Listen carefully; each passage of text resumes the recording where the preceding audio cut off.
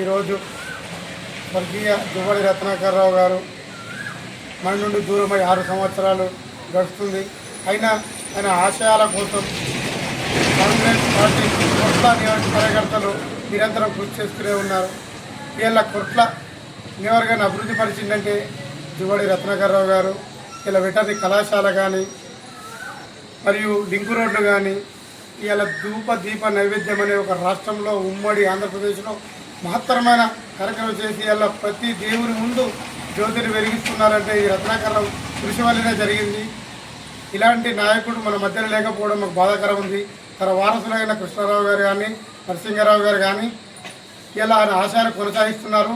మేము కాంగ్రెస్ కార్యకర్తలం కానీ అభిమానులం కానీ కృష్ణారావు నరసింహారావు గారి నాయకత్వంలో పనిచేయడానికి మేము సిద్ధంగా ఉన్నాం.